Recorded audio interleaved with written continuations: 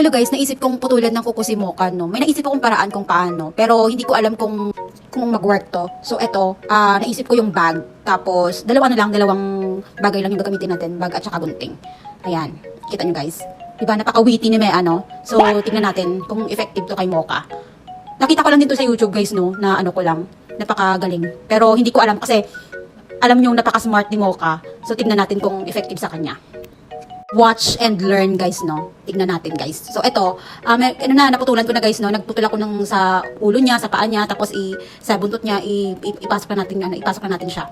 So good luck may ano. Tingnan natin kung witty kagid o hindi. Or ito ba magiging success o hindi.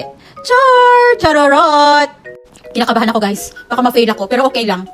Tingnan natin. Ayan, si Mocha na parang ano, sabi niya may binabalak ka sa akin, may binabalak kang masama sa akin.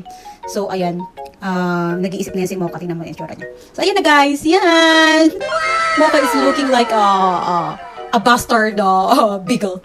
Because his eyes and his face is crazy. But he's so cute. At ito na nga guys. So tingnan natin. The moment of truth guys. Oh my God. Alam ko kasi si Mocha, napaka-smart niya. So, tignan natin kung sino yung smart sa amin. Sa una, parang ano pa siya, hindi pa siya naggagalaw-galaw dyan, no? Kasi parang iniisip niya na, itong babaeng to, itong Mary Ann, may ginagawa ka na namang masama sa akin, may binabalak ka na namang masama sa akin. Akala mo hindi ako papalag? Eto na, papalag na ako. Hindi pwedeng putulan mo yung kuko ko. Ha? Hindi pwede.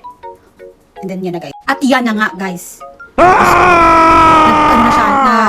Naglilikot na siya guys.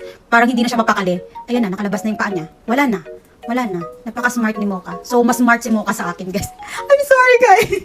At sabi niya, bibigyan daw niya ako ng one more chance. No? Parang gusto niya pang ulitin. So, ayan na nga guys.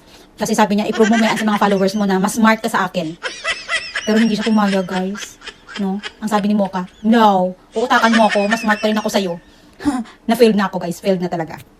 At yun na nga guys, no, na-failed tayo. So, hindi tayo naging successful sa idea natin guys. Ang ginawa na lang natin guys, binigyan na lang natin ng treat si Mocha. Tapos, nag-train session na lang kami guys. So, tinuturuan ko pa rin siya. May ano kasi kami, may training session kasi kami every day. So, ayan,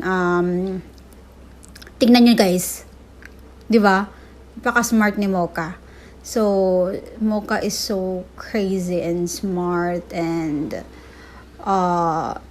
ang bilis niyang turuan guys. Sa totoo lang talaga. Ang bilis niya talagang turuan. Kaya hindi mo talaga maiisahan si Mocha. So, yun guys. Dito na lang guys. Hindi tayo naging successful today. Mas smart pa rin si Mocha sa akin. Thank you guys sa panonood. Bye-bye.